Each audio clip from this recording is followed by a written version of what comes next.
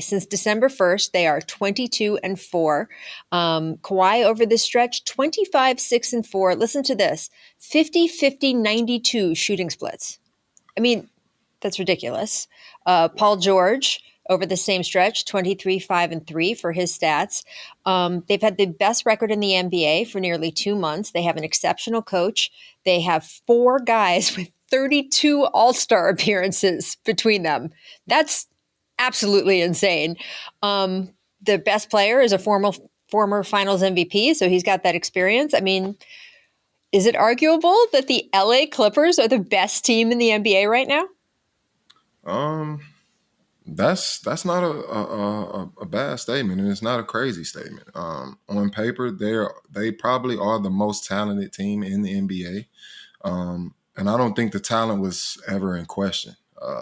When this team came together and they made the trade for James, we all knew the talent was incredible. It was off the charts.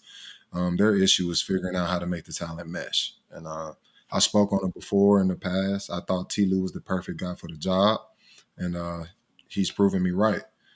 He's figured out a way to make this thing work. And the scary part about it, as good as they are right now at this point in the season, they're only going to continue to get better.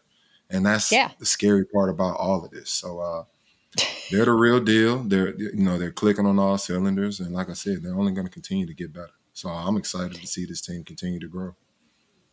That game that they played against Boston a few days ago was such a jolting sort of wake up to just how good this team has gotten.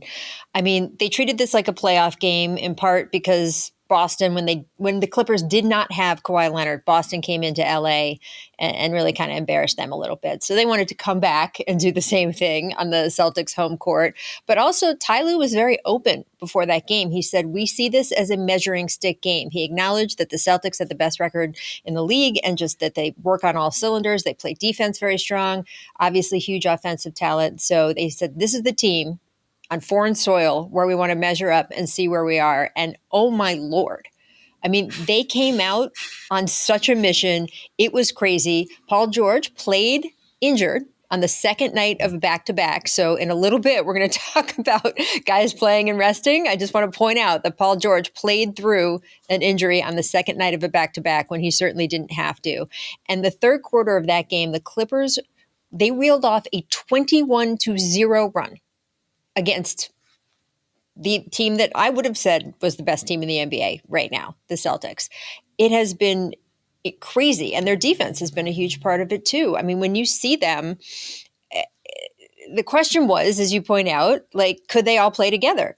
It seems like that's solved, right? I mean, that Yes. there isn't another obstacle for them besides health, I guess. I mean, health is a big thing. It's something that's been, something that's bit them in the ass in the past.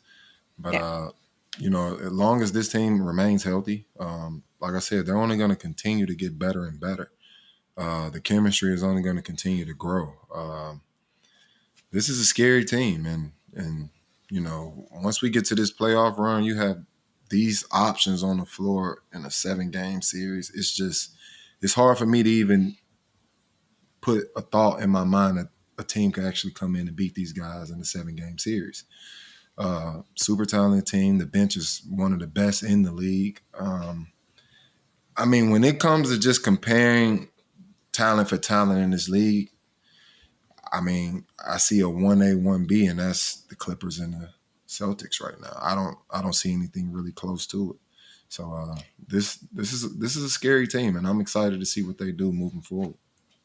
And look, we'll see in the spring, right? I mean, Denver's playing great, by the way, but they still, to me, have another level they can ratchet up to for the playoffs. We've obviously seen the Lakers do that once they get to the playoffs, if they get into the playoffs.